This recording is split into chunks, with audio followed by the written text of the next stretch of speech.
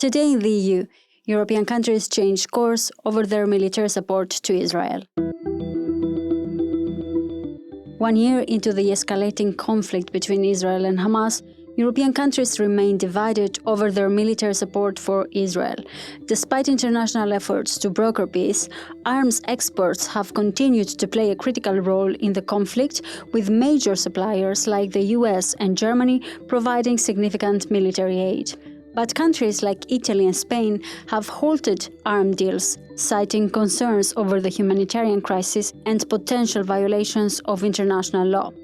As tensions rise in the region, particularly with Lebanon being hit and Iran's involvement, European nations face growing pressure to reassess their arms export policies while navigating complex geopolitical alliances. Hello and welcome. I am Evi Kiori, and this is Today in the EU. To look into this topic, I'm joined by Euractiv's defense editor Aurélie Pugnet. Hi Aurélie, welcome back. Hi Evi, thanks for having me again. Now, we are at 1 year war in Gaza. You wrote an article on weapons exports to Israel. What were your findings and why is this important? It's very important to talk about this issue because obviously the conflict has started again in the Gaza Strip already 12 months ago, 1 year ago already, since yesterday, and there is no end in sight for it. The death toll is rising. We talk a lot about Gaza. Obviously, the Israelis are also losing a lot of people. There are a lot of people that are displaced. There is a lot of diplomatic pressure on either side and on the Palestinian Authority to go to the table, find a solution diplomatically. But obviously, as we've seen over the past couple of days, the bombing continues and there is a risk for a much wider conflict in the region. We saw how Iran is getting involved, how Lebanon is getting hit. So that is very important to keep in mind what's happening in the Middle East. And we've seen also a continued public opinion pressure on the government in asking them to change the way they support Israel. We have no information when it comes to Hamas. We know that it's not the European government or it's not Western governments giving them the weapons, but we do have information when it comes to Israel, and that is our governments that are supporting them. So obviously some civil society organizations are feeling very much involved. And we know that the US is currently spending a record of $17.9 billion on military aid to Israel since last October 7th. In a nearly unconditional support. However, we don't have a clear picture of what is happening with the European countries. Which ones are exporting weapons to Israel currently? So yes, the US is Israel's number one supporter when it comes to military means. This is in the law. Actually, in the US, they have a law that says that they have to give Israel everything they can so that it keeps what we call a military edge, which means it can deter and defend itself. After this, what we see and what Cypri wrote is that Germany is a huge exporter of arms and accounts for a very important percentage of Israel's imports of arms. So Germany supplied 30% of Israel's imports of what we call major arms in the past 5 years. For example, there were frigates, so boats, basically, and torpedoes, so missiles that go underwater for the naval forces, and armored vehicles, so vehicles you see in the cities and everywhere. They've supplied engines for them. And there are, obviously, it's not just Germany, other countries are doing so. We know that Italy has also supplied Israel with helicopters, for example, or naval guns, again, for the frigates that Germany sent. When we talk here about exports, what's important to say is that it means it's being sold to Israel, so Israel is buying them. It's very different than when we talk about exports to Ukraine, for example, when we talk about, obviously, selling weapons to the Ukrainians, but mainly we're talking about donations, and that come from the stockpiles to support Ukraine when they don't have the means financially to get those weapons, so it's a bit different. Die Bundesregierung setzt sich deshalb weiterhin beharrlich für einen Waffenstillstand ein. The German government is therefore continuing to campaign persistently for a ceasefire that must finally come, so that the civilian population in the Gaza Strip is better protected and, of course, better supplied, and so that the Israeli hostages are finally released, has said earlier this year German Chancellor Olaf Scholz. So yes, Germany and Italy are important, even though Italy shares a lot smaller And there are other European countries that have stopped signing arms deals with Israel since the conflict with Hamas began. Which ones are these countries, and why have they changed their stance? There has been some changes in policy in sending weapons over the past few months. Italy has stopped signing the contracts actually after October 7 last year. Same with Spain. And France has also continued supplying Israel, mainly with components, but it has not sent major arms in the past, basically 40 years. France is calling to an end of sending weapons again. Even Germany, which is a huge exporter in Europe to Israel, is asking itself questions. And how has Israel's arms import ranking changed over the past 5 years, according to your research and your sources? So what we see is that Israel obviously has always imported arms. It's not a surprise. What we do see, though, is that 10 years ago, Israel ranked 47th in all countries importing arms overall. But over the past 5 years, so between 2019 and 2023, Israel ranked 15th in the world as exporter, which is a huge growth. And that means they only accounted, though, I mean, maybe to put this into perspective, they accounted for around 2% of arm imports globally. But we do see that this change in ranking from almost being the 50th to being the 15th shows how much Israel has been arming itself in the recent years, in the past few years.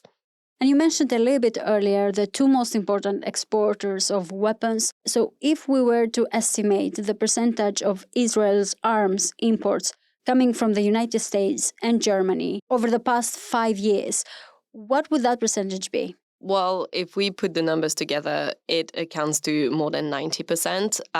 Obviously, arms deals in general are not actually transparent. They're not really open for the public.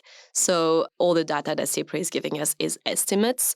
It's important to keep that in mind, but it does give us a rough idea of how important actually just those two main suppliers are when it comes to Israel's army. And obviously the rest is complemented by other countries like I was talking about. Europeans, including the Italians or the French with components, and the UK as well actually has been issuing licenses, although we don't know what they have been selling. Now, things are deteriorating in the Gaza Strip day by day. Is this one of the factors for countries to stop the weapon exports? And what is the current stance of Germany and France regarding the arms exports to Israel? Yes, exactly. So obviously, over the past year, we've seen a death toll that's risen to, I think, for now, more than 40,000 people dead in the Gaza Strip. So obviously, there has been a lot of attention put on arms deals, export licenses granted, all of this. It has created some sort of changes, like I was talking about. For example, over the weekend, the French president, Emmanuel Macron, said that everyone should just stop giving arms to Israel because he said this is fueling the conflict more rather than actually bringing people to the table. Je pense qu'aujourd'hui, la priorité, c'est qu'on revienne à une solution politique, qu'on cesse de livrer les armes pour mener les combats. I think today's priority is to go back to a political solution and to stop delivering arms to fight in Gaza. France doesn't send any. And now the priority is also to avoid escalation of the conflict. Which sparked a huge criticism, obviously, from the Israeli authorities. But we saw, obviously, how countries like Germany have been also put under pressure to stop those deals. Supposedly, there has been a Reuters report on this saying that they are no longer granting licenses. It still remains to be seen in public if that happens. But like I said, weapon deals are not public for the most times. So it's obviously, we rely a lot on information that we get from the government on this. And what then on the ground is obvious and what can be reported from there. So what legal challenges and civil society actions have emerged in response to arms transfers to Israel? The conflict between Palestine in general, so including Gaza and so including mainly the Hamas as an authority, and Israel has sparked or has created a lot of concerns over decades. And there are a lot of civil organizations that focus on obviously supporting Palestine being free and obviously Gaza being free, the Gaza Strip. So there has obviously been over the past year a lot of demonstrations in favor of a two-state solution, in favor of, seizing arms deals. And all those demonstrations and those public calls for ceasefires also as well have obviously put arms deals under spotlight, and it's created a lot more debates in the public sphere. There are countries that have populations that are more or less lenient towards one side, Israel or Palestine. It's a very sensitive topic, not just the arms export, but in general, what is the positioning of each government? Because it's been a conflict that's been going on for decades, and there is no end in sight for it. So you have a lot of voices that say, well, giving weapons to Israel is only fueling that conflict. Whereas others say, well, also Hamas comes from oppression, and so also a diplomatic solution is important. We are looking at one of the great humanitarian crises in modern history. Hundreds of thousands of children are facing starvation. The United States, sadly, because we are arming the Israelis, is complicit in what's happening. It's got to stop. It's a mistake, to my mind, to be thinking about giving Netanyahu and his right-wing government another $10 billion. That's wrong. I oppose it. I hope the president will eventually oppose it. Said U.S. Senator Bernie Sanders, while calling Joe Biden to rethink the military support of Israel. There are a lot of voices, there are a lot of opinions. At the end of the day, what we see is that weapons to Israel will keep continuing happening. Because even if Germany ceases, the US will not, because it is in the law for them. They have to give them the weapons. What is interesting to remember is that actually this pressure on public authorities and governments over the past 12 months have had an impact, actually. In the CIPRI research, Rome stopped signing contracts, Madrid stopped signing contracts. France is making more of a point of it to seize or lessen its impact on the ground as well when it comes to military deliveries. Thank you, Aurélie. Thank you, Evi. I am Evi Kiori, and this was Today in the EU podcast. Visit Euractiv to stay on top of the latest news. If you haven't subscribed yet, you can find us on all streaming platforms. You can get in touch with us by leaving a comment or review on Spotify and Apple Podcasts. Your reviews help us a lot to spread the word about our work, but also understand what topics you like listening to. This episode was produced by Miriam Sanz Tejada, Charles Cohen, and me. Thank you for tuning in, and until tomorrow morning.